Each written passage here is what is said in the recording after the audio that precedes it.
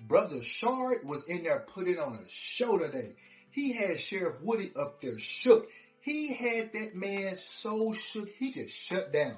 At one point, he was not even answering the questions. And Shard didn't stop. He just kept going with... This was like one of them episodes of Law and Order when the witness on the stand, she done told about 3 or 4 lies. So the defense getting up there eating her fucking lunch. It was you that actually went to that party. Not my client. Buddy was up. He was even bringing out new evidence and shit. He started pulling out paperwork about a case that was going on at the same time that the state was saying Lil Woody was a witness for this trial. They was also saying he was lying about filing a false police report at the same time. So then they decided to put that on hold. They just dismissed it the beginning of this year, but they said we're going to dismiss it for now. We may bring it up again later. And the reason we not prosecuting him right now is not because we don't have the evidence to say he didn't do it. He did it, but it's at our discretion. He even had one of those moments where he went too far and the judge was like, hey, move on, all right? You know what I'm saying? Like, that's how bad he was cool with it, too. He knew what he was doing. The state was like, Your Honor, come on, Your Honor. He even ended his cook session with running through this man's life and then just looked at him and was like, no further questions. Now, the reality, Mr. Copeland, is once you are given immunity as a witness in this case, you testified in court earlier when Ms. Hilton was asking questions that it was in fact you and Trevante Turner who shot up Rich Homie Kwan's barbershop, didn't you? How many times are we going to go over this? You and Trevante Turner, in fact, shot up Rich Homie Kwan's barbershop. Correct? I'm listening. The reality, Mr. Copeland, is the $25K on someone's head was completely made up by you. Correct? Right.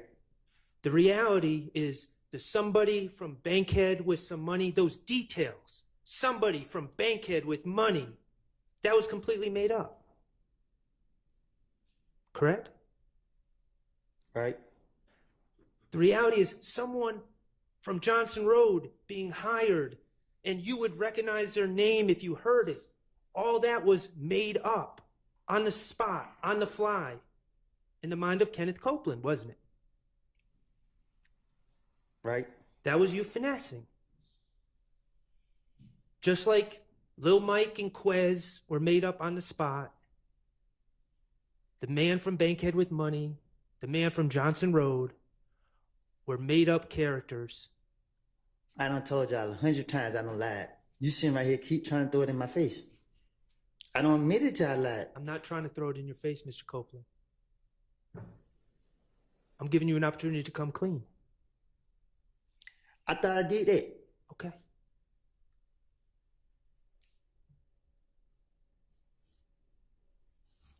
Are these the type of details? You remember when you talked about details make your lies more believable to the police?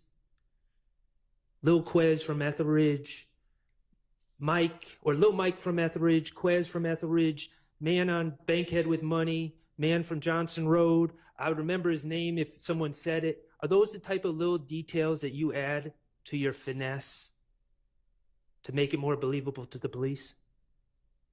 Sound like that.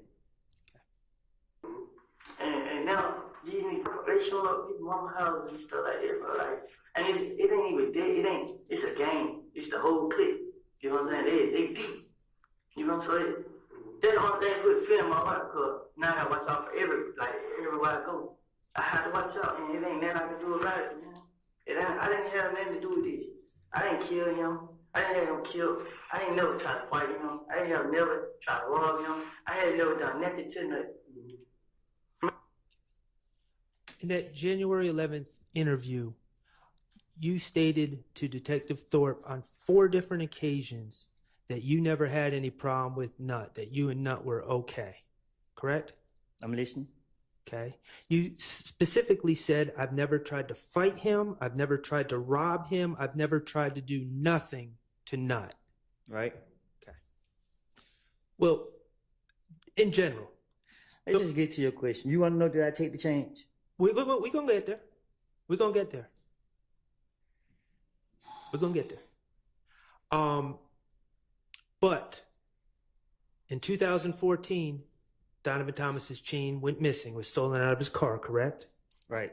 I get it, bro. I ain't want to tell him one of the young niggas on the video broke in his car. Okay. In that story, you were saying that someone stole a chain from Nut, correct? The peanut chain. Yeah. And that person, and not only his chain, but his ID, his wallet, his phone, correct? Right. And that person happened to give you Donovan Thomas's belongings. Right.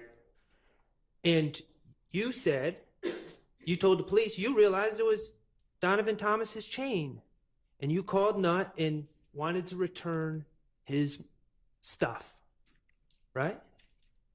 And specifically, right before we paused it, you said you didn't want to tell Donovan Thomas who took it. Right? Right. You wouldn't want to tell Donovan Thomas who took it because Donovan Thomas is what some people might say is the big homie. Right? He's a gang leader. You don't just take Donovan Thomas's chain and it's all cool, correct? I don't know. Well, that's why you wouldn't want to tell Donovan Thomas who took it, correct? You'd want to protect whoever took that chain. You wouldn't want Donovan Thomas gunning for that person for disrespecting his property, right? Right. January 11th, 2015, you repeatedly said you had no problems with Nut, Donovan Thomas. Right. January 28th, you talked about the chain. It was someone else that took it. You returned it to Donovan Thomas, wouldn't tell him who took it, but y'all were all good. Right. February 21st, 2015, you again repeated that story about one of your partners taking the chain, it ending up in your hands. You returned it to Donovan Thomas. You dap him up. You're all good. Right. Mr. Copeland, the reality is, late in 2014, you broke into Donovan Thomas's truck. Isn't that correct? The door was open. What? Bro, what are you talking about, man? The reality is, you knew that was Donovan Thomas's truck. You know what he drove, right? You went into his truck and took his peanut chain, right? You knew it was Donovan Thomas's peanut chain, but you didn't care. You wanted to disrespect Donovan Thomas. You wanted to take his stuff. Isn't that correct? It wasn't about disrespecting him.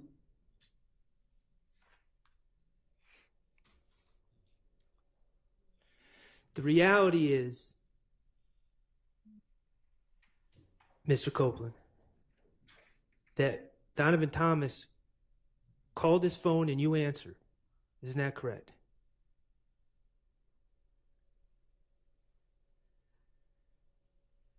Yeah.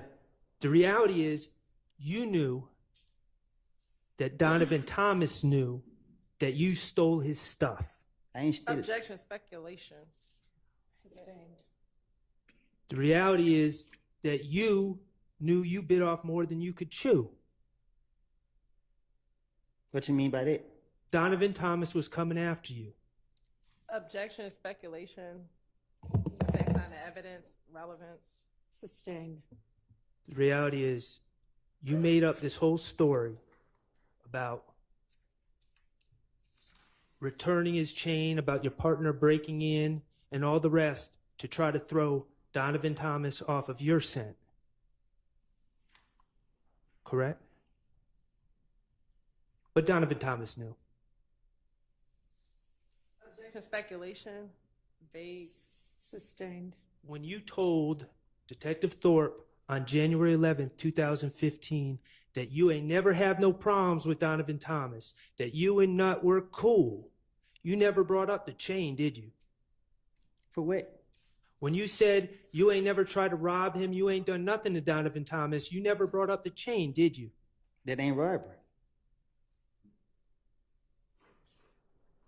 You and Donovan Thomas were far from cool. Not talking about what you told the police. I'm talking about reality now. On January 6th, 2015, you were at Club Crucial. I'm listening. You were in possession of a large amount of money and you were showing off in front of a bunch of people that knew you, in front of a bunch of girls, correct? I'm listening. In front of all these people at this club, Kelvin Watts, Shell Kell, Donovan Thomas's brother, jumped you, correct? I'm listening. He tested you. He started punching you. He tried to take your stuff. He gave you a black eye. He punched me in the back. He didn't hit me he didn't face me off. Okay. Well, you had a swollen face. Because another nigga hit me. Okay. Who was with Shell Kell? What's up, bro? He was with Shell Kell, the other person that hit you? Obviously, he went with me. These men, Shell Kell and his friends, tested you publicly in front of a bunch of people, in front of a bunch of girls, correct? They tried to run your pockets, right?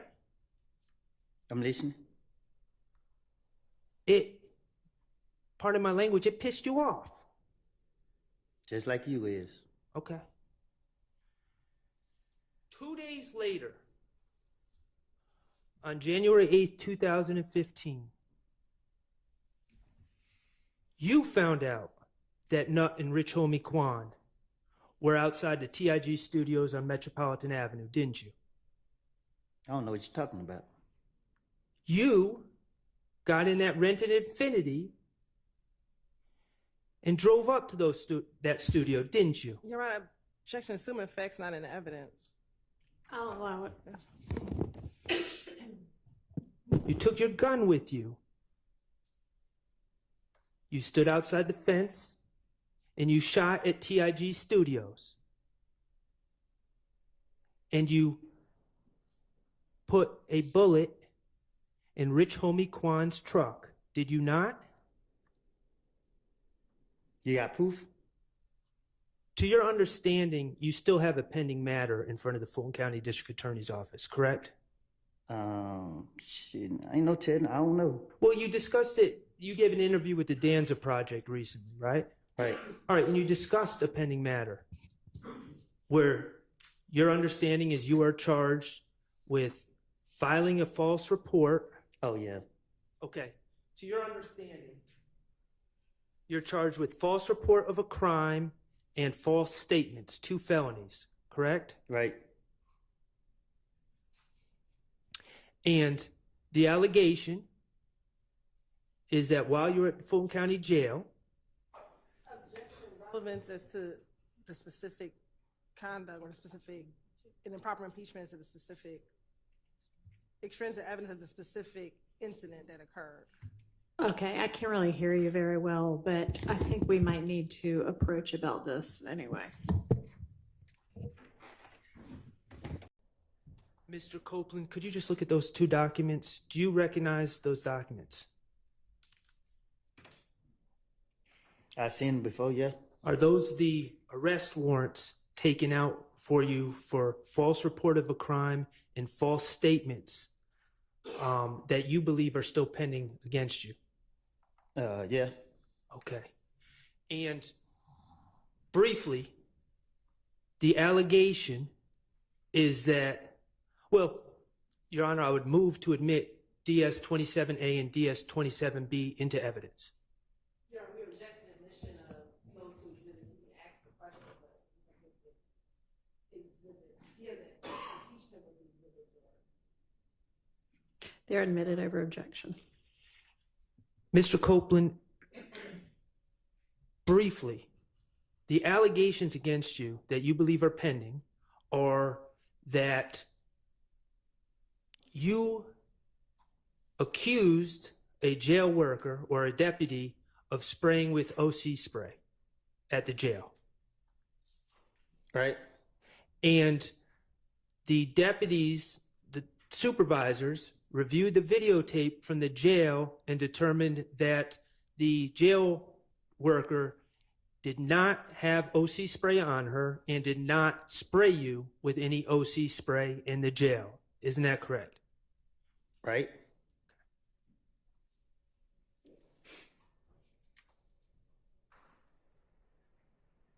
Did you know that the state, while this trial was going on, dismissed that case against you? I didn't know that. Well, I brought you good news. May I approach with 27C? You may.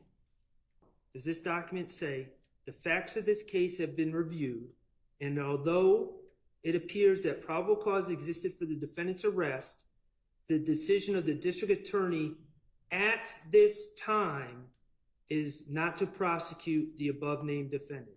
Is that what that says? Yeah. Okay. It says the reasons for this decision are as follows: prosecutorial discretion. Correct? Mm-hmm. And Yes. the person whose name is on this document is Fonnie T. Willis, correct? Yes. Okay. That document does not indicate that your pending charges for false report of a crime and false statement, they don't indicate that those are dismissed forever, just for now, at this time, correct? I guess. Okay. And nothing in that document says we dismiss this case because we were wrong, Mr. Copeland's innocent. It said prosecutorial discretion, correct? What that mean? Okay. It means they just made the decision to do it. All right, that we can strike that part. Ask your next question. Isn't it true? And you just found out that this was dismissed today, but isn't it true that while you were on the state's witness list to testify in this case, the state was simultaneously, at the same time, prosecuting you for false statements and false report of a crime? Isn't that true? Talk to me so I can understand. They were calling you a liar at the same time that they were asking this jury to believe what you're saying. Isn't that true? Oh, yeah. Let's talk about your immunity agreement with the state.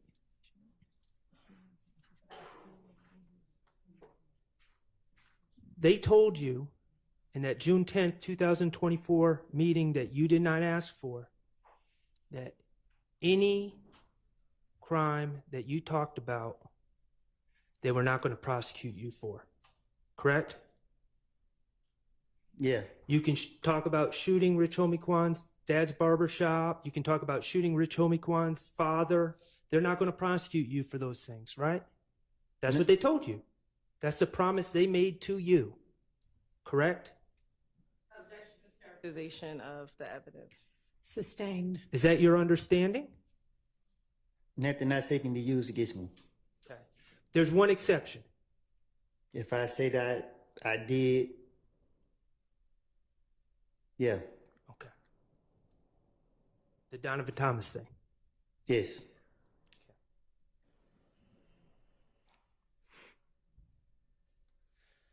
Mr. Copeland, you don't know any of these gentlemen back here to have a personal beef with Donovan Thomas, do you?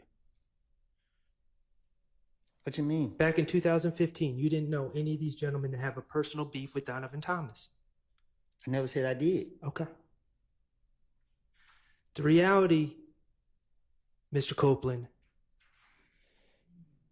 is you were the person who had a problem with Donovan Thomas. Isn't that correct? You were the one that broke into Donovan Thomas's car, correct? So in facts, not in evidence.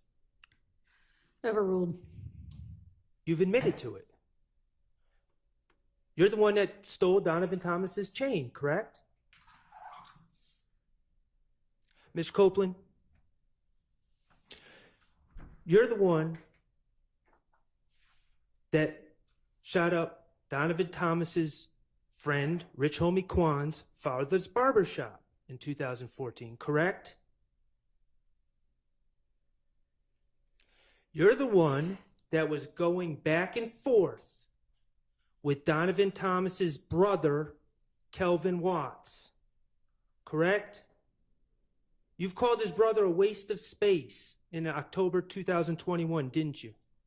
Mr. Copeland's not answering the question, so Yeah, these are apparently response. Mr. Shard doesn't care whether he answers or not, so it's fine with me. I mean, fine if with he me wants too. an answer, he can say that. You called Kelvin Watts a waste of space in October 2021, didn't you? And I don't think nobody walking earth would not agree with it. You said that people would cheer if he died. Correct? I will. Back in the days. You've shot at Donovan Thomas's brother, Kelvin Watts, correct?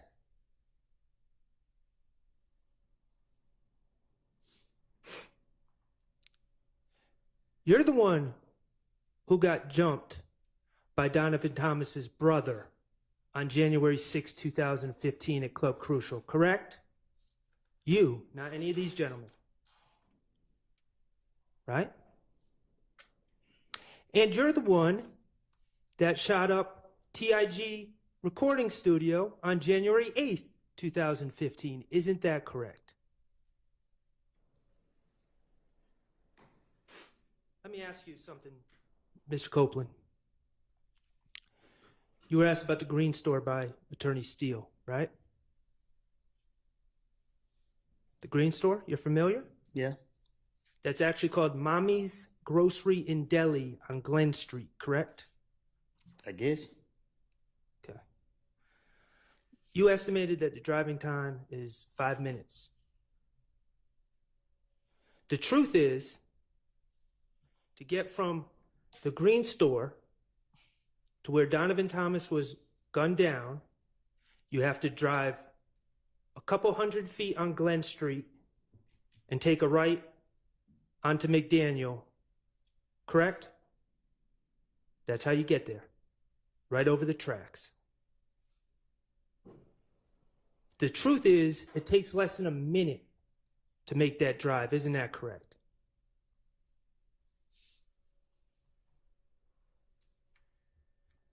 Mr. Kokomo, could you publish DS24F? This is February 21st, 2015, 378 Yankee Delta from 622.59 to 624.01.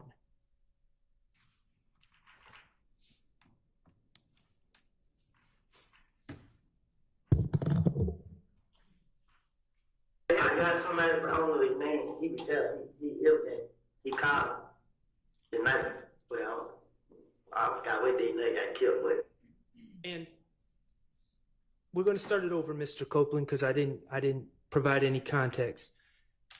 You spoke on a gang meeting that the Bloods had about you on that Thursday before Donovan Thomas was killed, correct?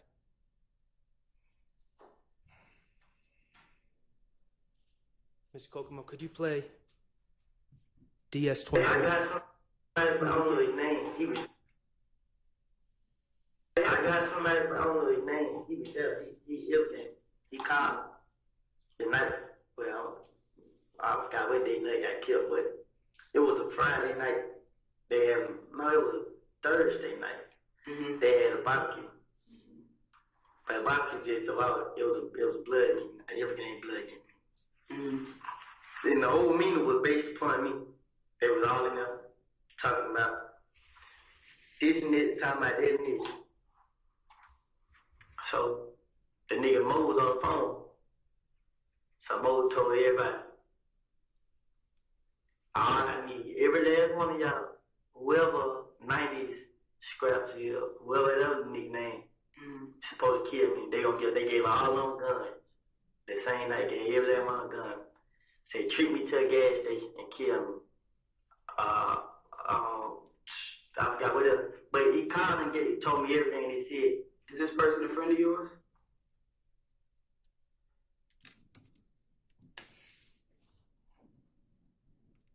The Bloods had a gang meeting on the Thursday before Donovan Thomas was killed, 2 days before, on the same day that you shot up TIG Studios.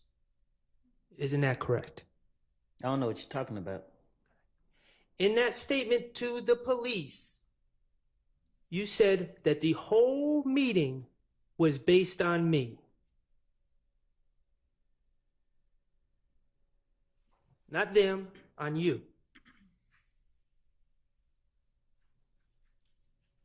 That Mo, from behind the wall, had put the green light on you. Not anyone else. He put the green light on you for what was going on with you.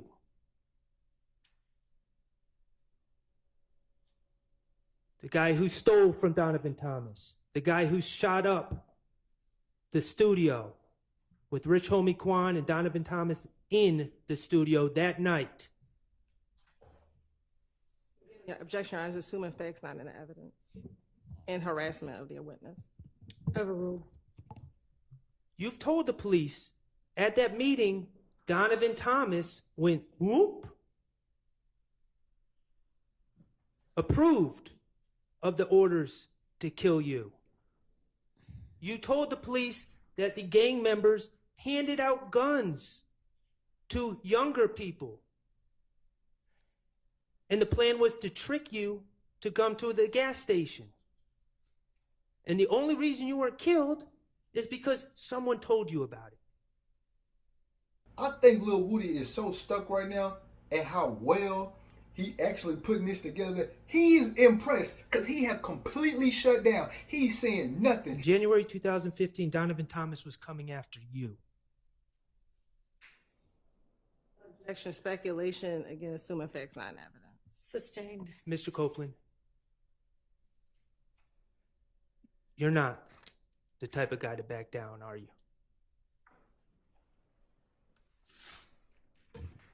No further questions. All right. That was beautiful. I'm pretty sure Woody did kill Donovan Thomas now. He was out here doing all this shooting and all this hooping and hollering again, and he was crying on the stand yesterday. That was beautiful. God damn.